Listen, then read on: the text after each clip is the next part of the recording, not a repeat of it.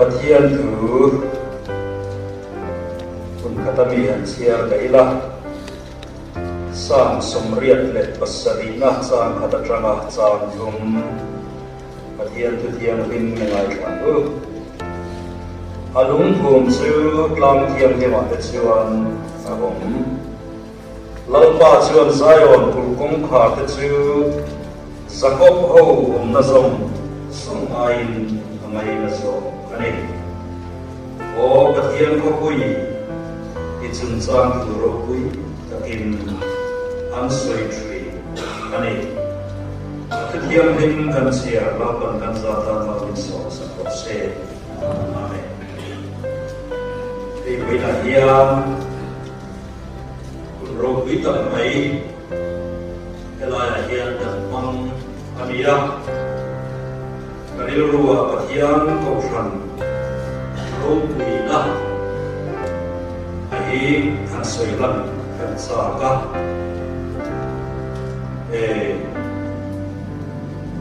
pathian hirani ko vela hiam ako than ai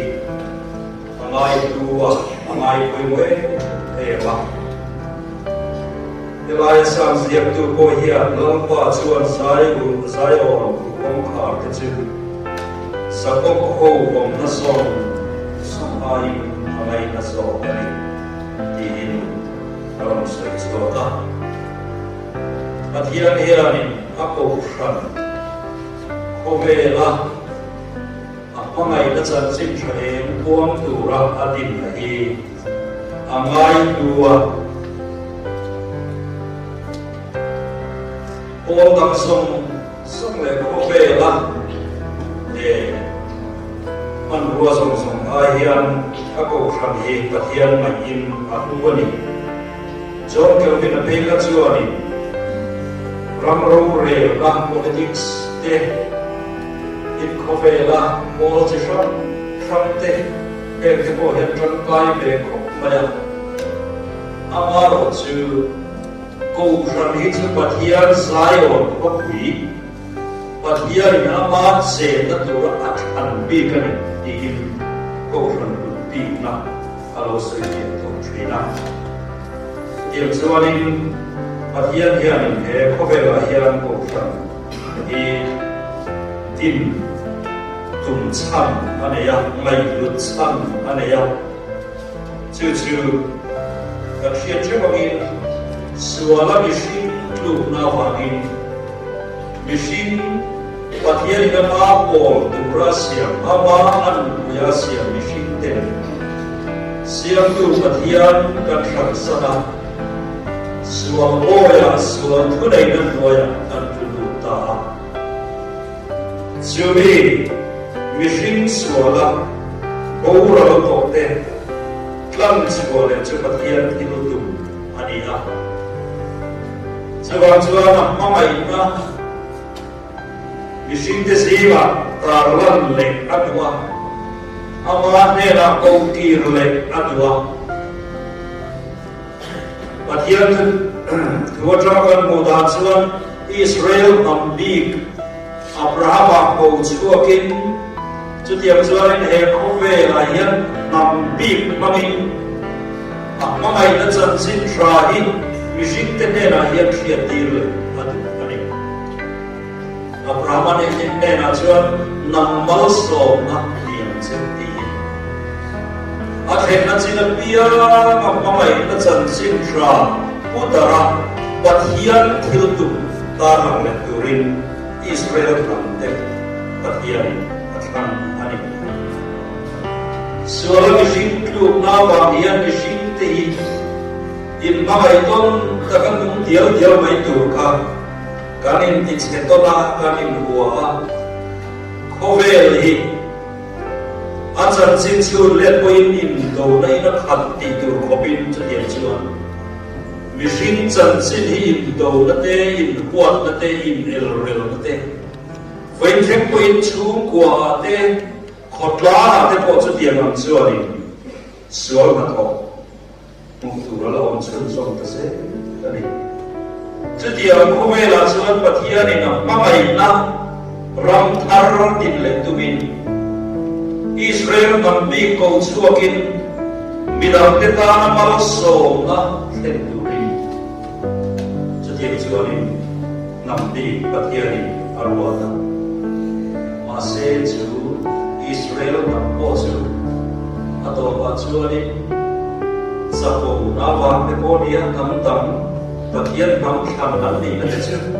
sapo puin nam tam te masjidin nam tam te ta na mal so na ten tu ni lekin nam tam te musid tu nam lo ni so ta ania ma se pathian ni na thil tu ma mo chan atum ya lo maya Israel nam mangin kovel a mangai na chan sin tradi atu mangin khen chuak ei lo ma se la alfa kamal Isua Krista chu he kovela iran ron tirin kovela ta na mangai na maktan mai chu la Isua Krista mangin kovela iran arot ta lam ta ania ran thele cross mangin van tangin kam mangai chu arot ti mai lo wa he kovela tor na tin re ron bal tangin alfa pa Isua Krista mangin kovela iran min mangai na chan sin tha min chan dam madu na chan sin tha ni la Isua mangin min ron thiam ni pathian thil tum chu ania chu la Isua Krista ki selat kan dele chu la Isua Krista chan dam na chan tu te om na tu rin ko ran pathian adi ania ko ran na din chan bul kui per chu ko vera yan pathian chan dam na chan sin tha riat til sel pathian mai na chan sin tha puam zel tu ra adin ania so wang pathian he na mai lu bi ka kan khotla NGO YFA kan tie mo por chi ram om te mo hi pathian man ro chu te le ne effect tho ma se pathian in se na bi le chu chan chin tharong bol da ata na mo pur tu ra arwa bi ka chu a mo ram ke kan ni chu wang pathian na in na duwa ni chila kan sai ta ram han alung pro chu tlang thiang ni ma te chuan ho lo pan zayo pur kong kha te chu sakop ko na som mai na mai na so ei ko ran ho chun cha sai na a bul ta ka chen Jerusalem sai na ani na Jerusalem ko wi ga kan thia ka ni lo da vidan Jebus ko puta traga Allah sa ani na Pasal Davida mangin pathian ina kompuya athanga juda chwani na temple thiam hin ma sama mosia te hulaya bom lalpa bom an so thit te chu munna chon ati arona shui munna khani pathian in puan nama takai pania chu munna chon Solomon mangin pathian temple atina Solomon temple sakha hoya e punna e pathian dia na pun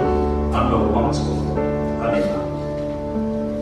jawab jane puni Israel fa ta na jan Israel rampum pui ka pathian pe ga ni a lue pe roli Jerusalem Zion lam pe chu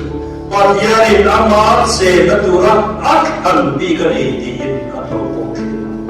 chu ti lam che chen he ko rat ko hi ko vel ko tam tam tam te hi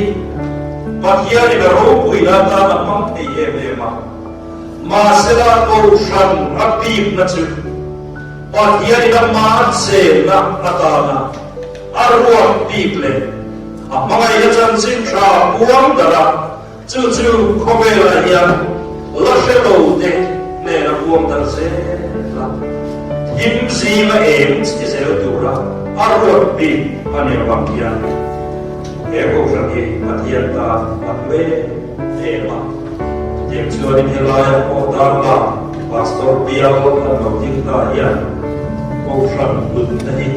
atharin kan quỳ một lệ in cái gì ăn tiêu chặt đi tu bồ lên cái sao thế nên một trách ra đại chuan nằm tập hiện tu lai ở trên political party ang lên các bộ phận của ta đi các ông sầu bê cả anh đi đâu lên chiếu ấy mà này này kia to bằng phê lấy cả mai cái bồi các ông sầu bê cả mà sẽ hiện cả là hiện vật hiện hiện bộ phận cái chữ amar sẽ nó tu lên để có vẻ là phải nó chân sẽ tra quang tu ra anh đi cái này để ta là passport biếu rồi biếu tầm cái bồi vật hiện cái chữ là đua mặc tất cái chữ để câu ra hiện vật hiện thì nó gì thế nó bồi nó rất là cái nó tu ra hiện câu ra mình bây giờ con cần là hụt hụt anh đi mấy thế à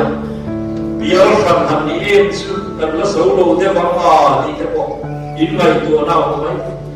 mà sẽ vật hiện nó câu rằng hiểu hồn bùi khắc một lang lệ pastor biếu mà số nó từ bộ hiện vật hiện câu rằng nó rất là cái amang em câu rằng in tận thế bộ hiện tu bahan hụt hụt tắc thế đông chỉ na ông cô đã bắt lại kia tu na kia pastor biar bali lai tu na pastor lai kan biar kalau di media tu chung lai jadi ki Red Cross kan ti ki